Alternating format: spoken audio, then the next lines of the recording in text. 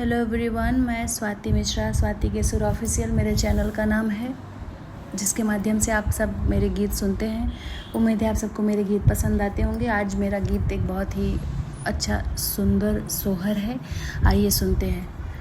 कहवा में जन्मे है राम त कहवा पे कृष्ण त कहवा पे कृष्ण उहो ललना कहवा पे जन्मे गणेश तीने हूँ घरे मंगल तीन हूँ घरे मंगल हो। बहिने कहवा पे जन्मे गणेश तीन हूँ घरे मंगल तीन हूँ घरे मंगल हो। अयोध्या में जन्मे है राम गोकुल जन्मे कृष्ण गोकुल जन्मे कृष्ण उहो। बहिनी पर्वत पे जन्मे गणेश तीन हूँ घरे मंगल तीन हूँ घरे मंगल हो। बहिनी पर्वत पे जन्मे गणेश तीन हूँ घरे मंगल हो। केकरा से जन्मे है राम तके श्री कृष्ण जन्मे तके करा से कृष्ण हो।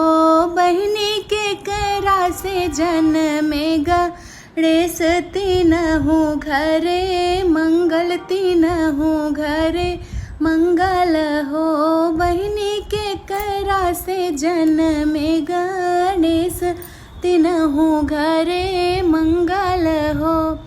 कौशल्या के जन्मे है राम देवकी जन्मे कृष्ण देवकी जन्मे कृष्ण उहो। बहिनी गौरी के जन्मे गणेश तीन हूँ घरे मंगल तीन हूँ घरे मंगल हो। बहिनी गौरा मैया जन्मे गणेश तीन हूँ घरे मंगल तीन हूँ घरे मंगल हो। केकरा से बनेला रामायण केकरा से गीता तक केकरा से गीता ओहो।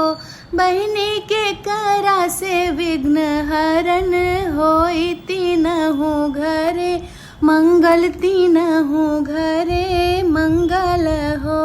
बहिनी केकरा से विघ्न हरण होई तीन हूँ घरे मंगल तीन हूँ घरे मंगल हो। राम से बनेला रामायण कृष्ण से गीता त कृष्ण से गीता उहो। बहिनी गणेश हरेले विघ्न सबके तीन हूँ घरवा मंगल तीन हूँ घरवा मंगल हो। बहिनी गणेश से विघ्न हरण होई तीन हूँ घरे मंगल तीन हूँ घरे मंगल हो।